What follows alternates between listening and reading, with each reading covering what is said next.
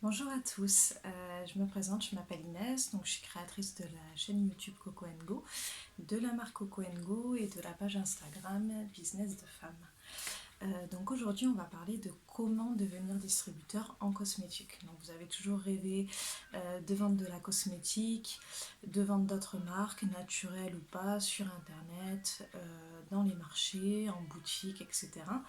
C'est désormais possible depuis quelques années. Après voilà, il y a quelques petits tips à connaître, on va dire, et c'est vrai que comme j'ai commencé en fait par ça dans mon aventure de l'entrepreneuriat, voilà, on va dire que je suis bien placée aussi pour pouvoir vous conseiller sur ce qu'il y a à faire et ce qu'il n'y a à pas faire, et aussi vous partager mon expérience. Donc, on va commencer. Donc, il faut savoir que pour commencer à distribuer des cosmétiques en France, c'est assez simple.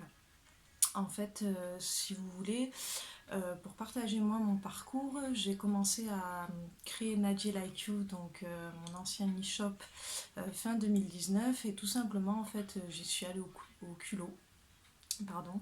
Donc j'ai commencé à chercher sur internet, sur les moteurs de recherche, euh, tout ce qui était en rapport avec la cosmétique. Alors moi j'avais un concept assez simple en fait, un peu idéaliste, mais si vous voulez, je voulais revendre des cosmétiques du monde à prix accessible. Donc voilà, ça pouvait être aussi bien des marques étrangères que des marques françaises. Donc en fait voilà, j'ai commencé à faire des petites recherches sur internet, sur Google pour commencer, voilà, marque, cherche, revendeur, etc. Et je suis tombée sur plusieurs sites, dont le site espaceagro.com, qui est vraiment un super site parce qu'il y a plein d'adresses en fait de grossistes qui laissent des annonces. Donc ça c'est vraiment si vous voulez chercher des grossistes à l'étranger, que ce soit au Maghreb, en Asie, en Europe. Par exemple, moi je sais que j'ai trouvé en fait mon contact, un de mes contacts quand je cherchais de l'huile d'argan justement, et je l'ai trouvé sur Espace Agro. Alors il faut savoir qu'après c'est un site qui est payant, mais vous pouvez tout simplement en fait commencer par regarder le nom des entreprises, et souvent vous avez accès quand même au contact, donc au WhatsApp, sans forcément payer en fait. C'est après quand vous voulez rentrer en contact via le site qu'il faut payer. Moi honnêtement j'ai jamais payé parce que ce que j'ai fait c'est que j'ai pris les numéros WhatsApp et je les ai contactés directement, soit par appel soit par message. Et quand il y avait l'adresse du site internet, j'allais sur le site internet, et en général il y avait quand même l'adresse mail. Donc voilà, si j'osais pas appeler, j'envoyais un mail. C'était assez simple. Donc voilà, après j'ai aussi revendu des marques en fait que j'avais achetées lors de mes voyages. Notamment voilà une marque turque que j'avais découvert en Turquie quand je suis partie à Istanbul, et du coup j'avais testé déjà les produits sur moi, je les avais aimés, et tout simplement j'ai pris l'étiquette en fait, j'ai regardé le nom de la marque, je suis allée regarder sur internet. Voilà, j'ai envoyé un mail, je crois que j'ai même pas envoyé un mail, j'ai dû commencer par envoyer, vous savez, dans la fiche contact, voilà, bonjour, je serais intéressée par revendre vos produits sur mon site internet français, etc. Et j'ai eu une réponse assez rapide. Après, c'est sûr que dans toutes les démarches que j'ai faites, j'ai eu beaucoup de réponses négatives, c'est normal. Faut pas se stopper à ça non plus, ça fait partie du processus. Mais voilà, avec la traduction sur Google, traduction, voilà, quand on cherche des mots techniques professionnels, honnêtement, voilà, les mails se font assez rapides. Ce que je faisais après, c'est que je faisais en fait un mail, on va dire, généraliste, généralisé, et je faisais un peu du copier-coller. Bon, je modifiais certaines choses, mais j'avais vraiment voilà, le début du mail, bonjour, où je me présentais, qu'est-ce que je faisais, quel était mon concept d'e-shop, etc. Et qu'est-ce que je recherchais, voilà, si je voulais vendre en fait sur mon site internet. Et en général, je demandais toujours un catalogue de prix en gros, justement pour avoir déjà les tarifs et les conditions de vente qui sont souvent décrites en fait à la fin du catalogue. Parce que c'est un petit peu ça la particularité en fait du revendeur, c'est qu'il va devoir respecter, enfin ce qui est normal, mais voilà, il va devoir se fier à certaines normes et certaines conditions générales de vente en fait, qu'il y a chaque marque, chaque entreprise a ses normes et ses règles, c'est tout à fait normal. Et surtout en France où c'est très, on va dire que c'est assez, comment dire, Je trouve pas le mot, mais vous voyez ce que je veux dire, c'est très administratif, très procédurier, voilà, c'est les avantages et les inconvénients, on le verra comme on veut. Le débat n'est pas là, mais voilà, il faut vraiment se fier à ça. Donc en général, quand la marque vous envoie le catalogue de prix en gros, suite à ça, vous avez les conditions générales de vente, et là, vous allez pouvoir en fait savoir à combien de quantité vous pouvez commander, à partir de combien de quantité, à partir de combien au niveau du montant. Alors ça dépend, il y a des marques qui fonctionnent en fait au niveau du montant. Donc par exemple à partir de minimum de commandes en général, moi je ne citerai pas les marques, mais je vais globaliser en fait parce que j'ai travaillé avec quand même pas mal de marques. Des marques que j'ai vendues du coup et d'autres non. Mais on va dire que toutes les marques que j'ai contactées, si on fait une moyenne en général, le minimum de commandes est à peu près à 150 voire 200, ça peut aller jusqu'à 300, mais en moyenne, on est aux alentours de 100, 150 euros. Ça, c'est pour les marques qui travaillent avec un minimum de montant. Il y a d'autres marques qui travaillent avec un minimum de quantité. Donc, c'est-à-dire, par exemple, elles vont vous livrer tel shampoing, mais il faudra 12 quantités minimum. Après, c'est à vous de calculer en fonction du stock que vous avez besoin. En fonction de la marge aussi, c'est là où je voulais en venir. En globalisant, toujours pareil, avec les marques et les grossistes avec lesquels j'ai travaillé, donc c'est différent parce que le grossiste, pardon, il va pas forcément revendre en fait sa propre marque sur son site internet ou quoi. Donc lui, si vous voulez, au niveau de la marge, il s'en fiche un peu parce que dans tous les cas, il sera gagnant. Parce qu'il va vendre, voilà, s'il est au Maroc ou en Algérie ou en Turquie, il va vous vendre en euros, donc dans tous les cas il sera gagnant, ça sera plus intéressant pour lui par rapport à sa monnaie en fait de base. Mais après lui il s'en fiche en fait de la concurrence en termes de prix, etc. Sauf que la marque, surtout si c'est une marque française qui est déjà implantée en France, qui a déjà son propre site internet, il va falloir vraiment se caler sur ses prix. Donc c'est ça qui va être important. Vous n'allez pas pouvoir vendre en fait plus cher parce que du coup si vous vendez plus cher ça n'a pas d'intérêt parce qu'au final le client va se dire bon ben, je vais aller directement sur le site de la marque, c'est plus intéressant.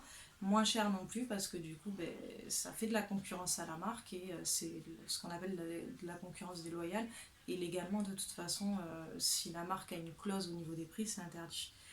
Donc en général, vous fixez sur le prix du produit. S'il est vendu sur le site internet de la marque à 5 euros, ben vous allez devoir le vendre à 5 euros. Après, vous allez pouvoir quand même faire des petites promotions comme moi j'ai fait durant toute la durée de l'ouverture de l'e-shop. Mais bon, vous ne pouvez pas non plus faire du moins 50% toute l'année si la marque derrière elle vend à plein pot ou alors elle fait que du 20% de temps en temps. C'est pareil, voilà, c'est de la concurrence déloyale, ça se fait pas.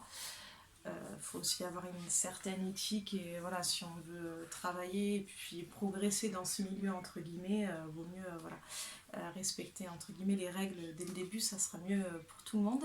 En tout cas, c'est mon conseil. Qu'est-ce que je voulais dire? Oui, donc au niveau de la marge, en fait, en globalisant, donc les marques françaises ou européennes, à peu près, on a entre 20% et 40% grand maximum. Ça tourne plutôt aux alentours de 30%. C'est-à-dire que la marque en général, elle va vous revendre ses produits 30% moins cher qui sont vendus au prix de vente, en fait, tout taxe comprise, c'est-à-dire au prix de vente au particulier. Donc vous allez pouvoir faire en général du 30% de marge. Donc ça c'est important, sachant qu'en général je pense pour un produit cosmétique, hein, c'est vraiment la classe cosmétique de laquelle je parle, dans le domaine cosmétique 30% c'est pas mal.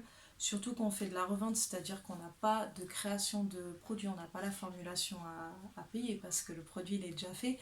On n'a pas la production. En fait, on reçoit juste à la maison. Quand c'est des petits stocks, voilà, on peut encore se permettre de les stocker à la maison, donc on n'a même pas besoin de louer un local.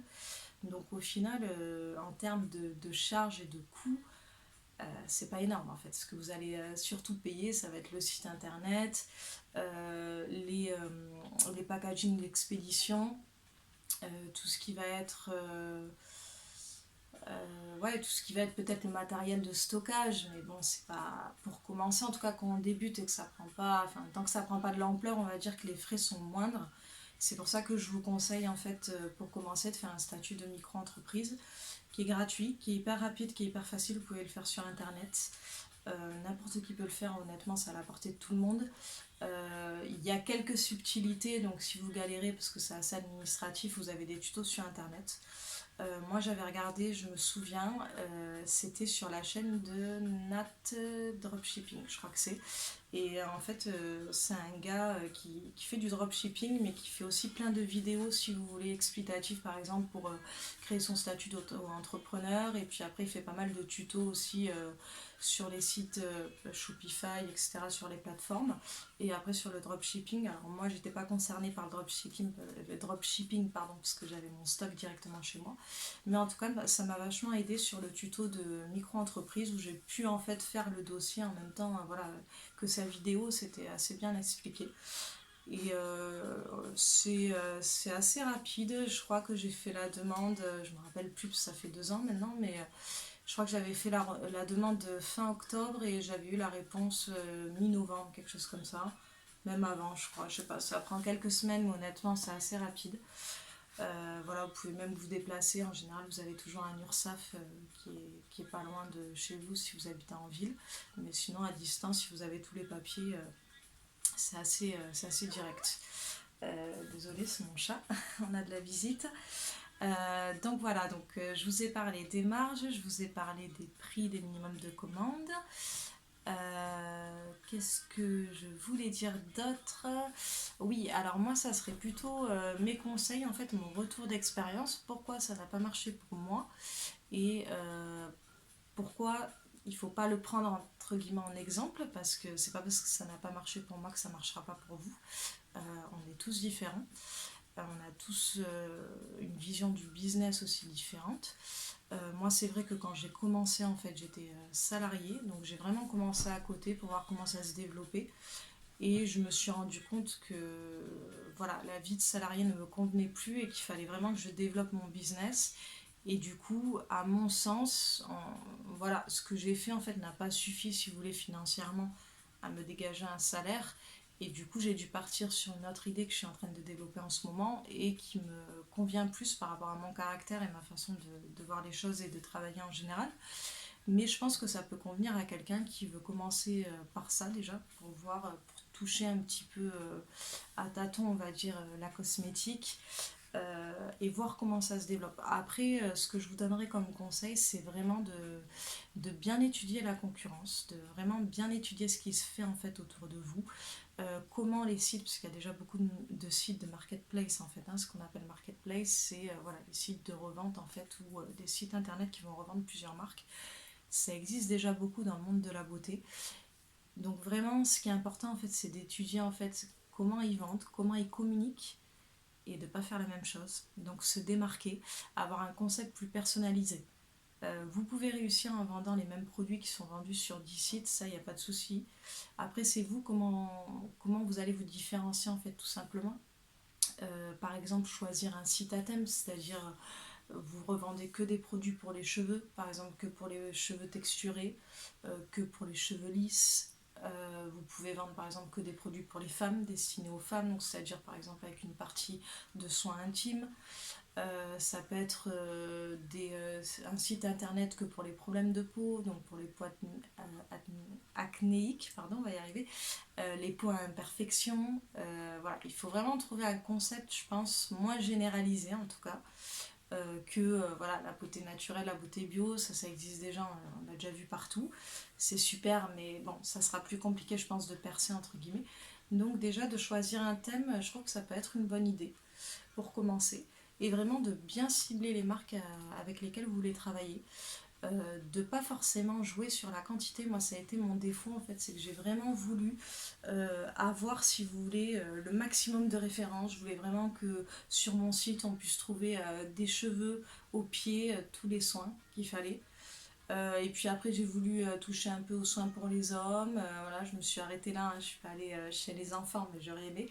Et en fait, je voulais vraiment qu'il y en ait pour tout le monde. Et du coup, ça m'a un peu perdue. Alors qu'au final, j'aurais pu peut-être travailler avec moins de marques, mais du coup avec plus de références et plus me spécialiser. Je pense que ça avait vraiment été ça mon point faible parmi tant d'autres, mais en tout cas celui-là déjà je trouve que si je peux me permettre, quand vous commencez, il faut commencer petit quoi. Même si vous avez de l'ambition et de la vision, tant mieux, hein, parce que sans ambition on n'avance pas, mais il faut vraiment commencer petit et voir comment ça se développe quoi, être patiente, être persévérante, Et de toute façon, si vous imitez du vôtre, pardon, et que vous avez voilà, la mentalité aussi d'entrepreneur, qui est aussi le fait de travailler seul, c'est-à-dire que tout va partir de vous. Si le travail, vous ne le faites pas, personne ne le fera à votre place.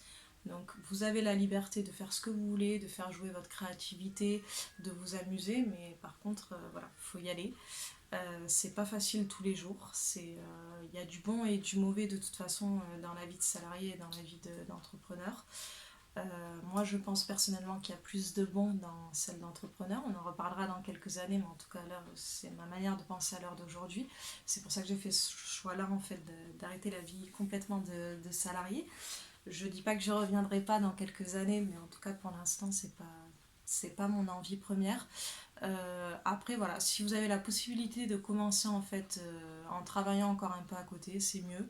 Moi, ça m'a permis de mettre un peu d'argent tous les mois, même si, comme je vous disais, il n'y a pas un énorme investissement, c'est surtout au niveau du stock en fait, hein, au niveau de l'achat des produits. Mais pour le reste, j'ai pas eu à investir beaucoup. J'avais des produits, voilà, j'ai de la chance d'avoir une pièce, on va dire, chambre d'amis qui me sert voilà, à stocker des vêtements. Et comme vous voyez, mon petit bureau ici, et voilà, j'ai une partie en fait pour mes stocks.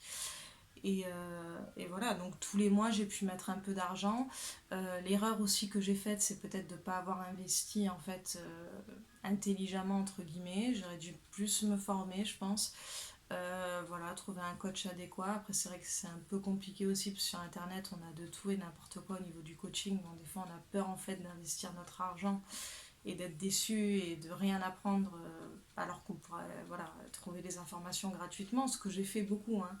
J'ai beaucoup regardé de vidéos YouTube, j'ai beaucoup écouté de podcasts et j'en écoute encore et de toute façon je continue à m'instruire, à lire, etc. À écouter des témoignages d'entrepreneurs, de gens qui ont réussi, d'autres qui n'ont pas réussi, d'échecs, voilà, de gloire entre guillemets.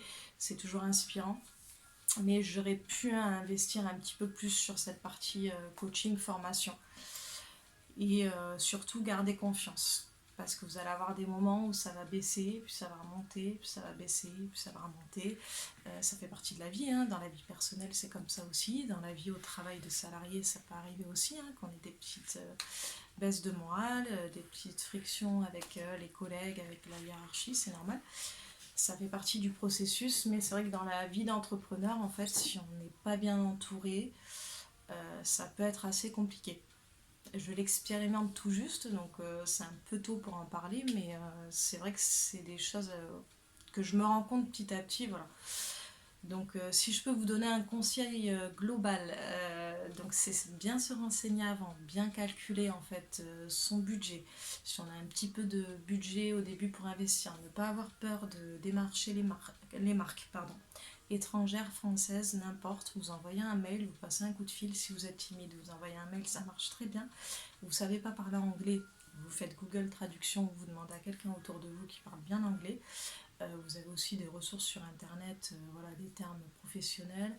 Moi je sais que j'avais acheté un livre à la FNAC de anglais commercial, donc il y a tout qui est écrit en anglais traduit en français pour toutes les actions commerciales, si vous voulez faire du business justement, négocier des commandes, etc. Je ne sais plus combien il avait coûté, mais je pense qu'il existe toujours, ça s'appelle l'anglais commercial, donc voilà, ça peut servir. Donc ne pas avoir peur des démarchés, c'est très important. Essayez de se démarquer, vraiment laisser parler votre personnalité, votre concept. Voilà, faites-vous une page Instagram des réseaux sociaux. Si vous voulez pas montrer votre visage, ça vous regarde. Mais voilà, de laisser parler un peu votre sans s'exposer. On n'est pas dans l'influence, hein, mais on ne veut pas devenir influenceuse quand on est distributeur, mais c'est bien voilà, de faire des vidéos où vous testez vos produits, vous parlez de vos produits. Aussi, vous pouvez parler d'autres choses, pas que des produits. Parce que c'est vrai que voilà, sinon ça fait vraiment viens je te vends mon produit et du coup il y a rien en fait derrière, enfin il n'y a pas d'échange et de partage, il faut vraiment essayer de parler d'autres choses autour du produit. Pourquoi le naturel, qu'est-ce que le naturel a changé dans votre vie si vous partez sur de la cosmétique naturelle, si vous partez par exemple sur un site où vous revendez que des produits pour les cheveux, comment vous faites pour prendre soin de vos cheveux, voilà, pas forcément que des publications où vous allez vendre un produit, parce qu'au final ça intéressera sur le moment, mais après on va se dire bon en fait non, je vais pas sur sa page Insta parce que c'est que pour me vendre des trucs, et j'ai pas l'impression que moi ça m'apprend quelque chose et j'ai pas l'impression que moi je peux participer en fait. Et les gens maintenant ce qu'ils aiment c'est l'interaction sociale, surtout avec le Covid où on a eu beaucoup d'interactions sociales à distance en fait, ça s'est développé de plus en plus et les gens ils ont besoin de participer, de se sentir écoutés aussi et pas que consommer pour consommer quoi. Ça c'est à mon sens c'est terminé et puis ça n'a pas d'avenir. Là on est vraiment sur l'humain et tant mieux d'ailleurs on se rapproche un petit peu des valeurs qu'on avait perdues. Donc ça c'est important. N'hésitez pas en tout cas, je pense que j'ai tout dit. Alors je suis désolée parce que j'avais bien structuré la vidéo, au final je me suis mis à parler un peu mélangé. N'hésitez pas à m'envoyer un message ou me laisser un commentaire si vous avez des questions, si vous voulez en savoir un peu plus, si vous avez besoin de plus de détails sur ce que je vous ai raconté. Et voilà, on se retrouve pour une prochaine vidéo. À très vite en attendant, prenez soin de vous. Ciao ciao.